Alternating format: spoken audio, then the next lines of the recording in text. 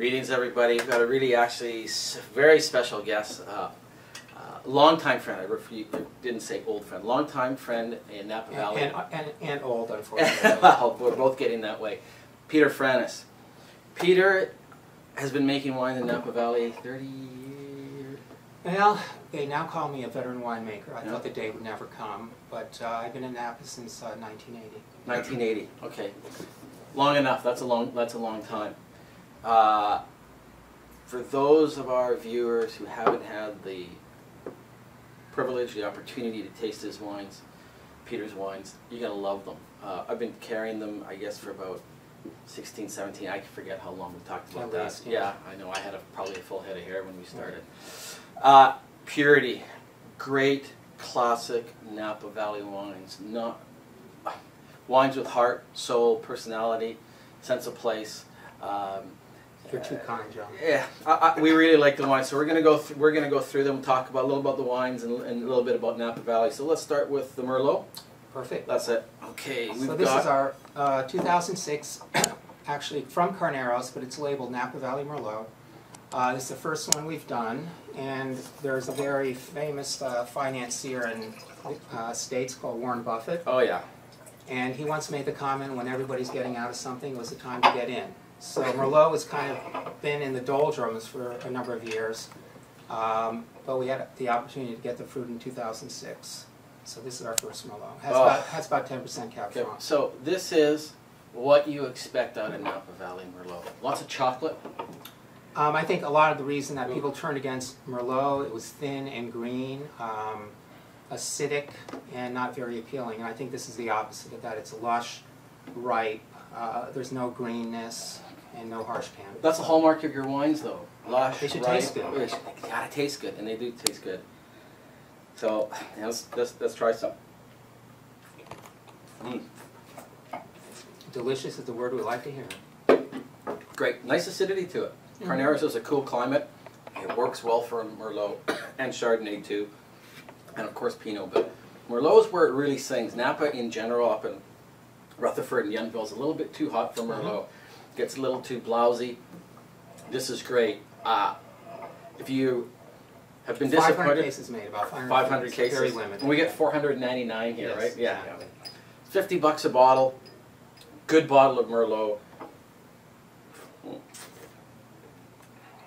This is chocolatey. I mean, it is what you want out of Merlot. It's brilliant. Next, thank you, John.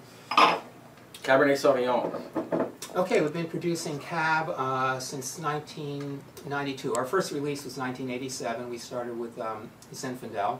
But I was the winemaker at Mount Veeder Winery, and people kept on saying, when are you going to do Cab?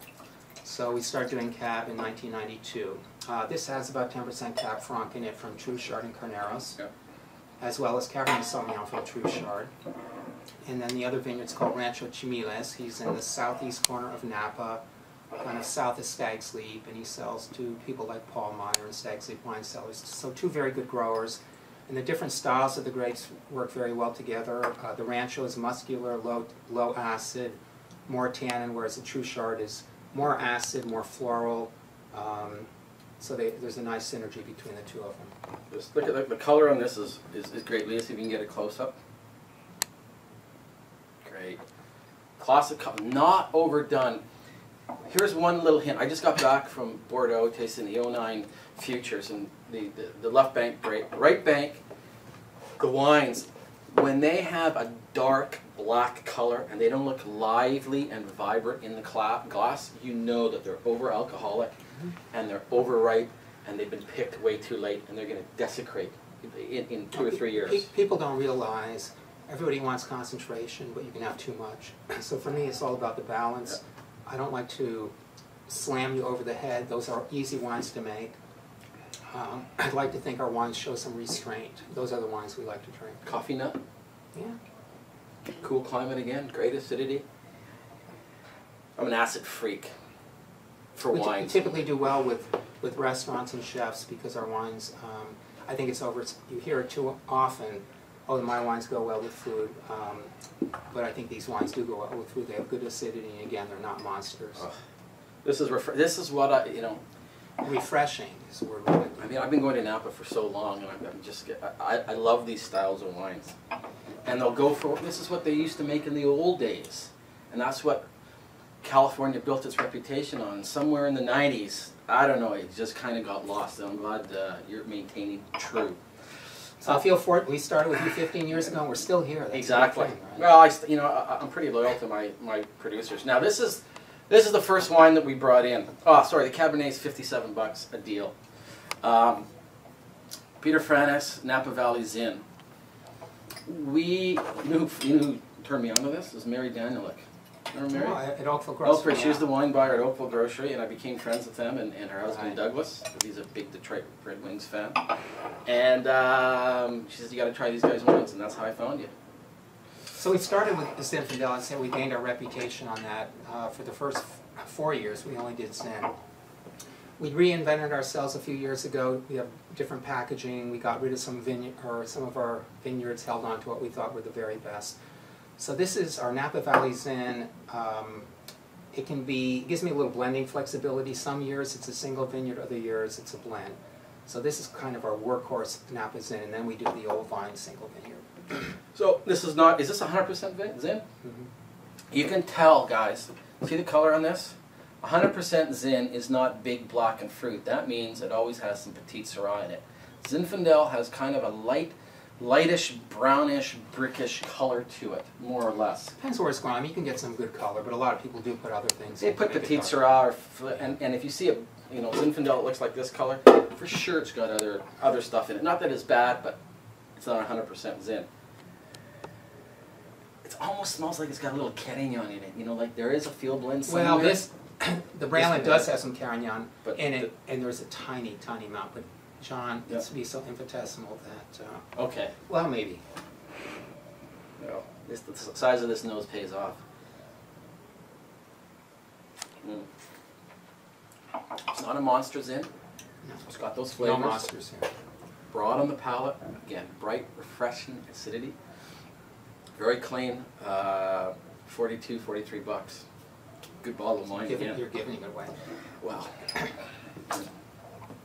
yeah, in this market.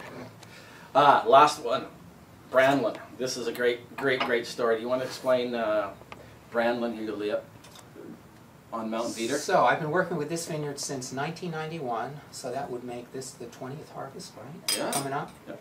2010.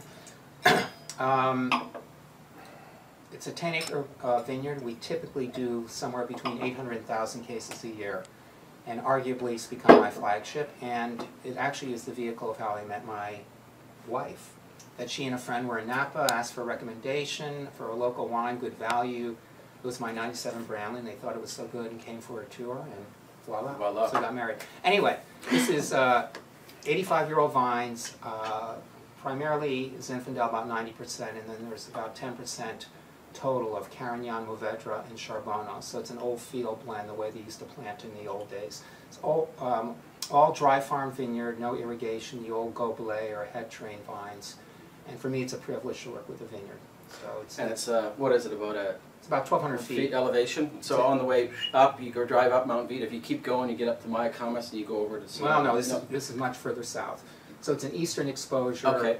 It's actually from, if you're in Napa, it's almost exactly halfway between Napa and Yountville. If you look up into the hills, you can actually see it up on the Okay. ridge. Yeah. So lighter color, you can smell the field blend, and nice little rustic notes to it. Classic It's a Napa. very minerally, Yeah. clove. There's kind of a bay quality in there too. Ah. Just, it's a very unique wine, very unique personality. Guys, try these wines. You're going to really enjoy them. Cheers, Peter. Thanks Salud. for 20 you years again. old work. Yeah. Cheers. Cheers.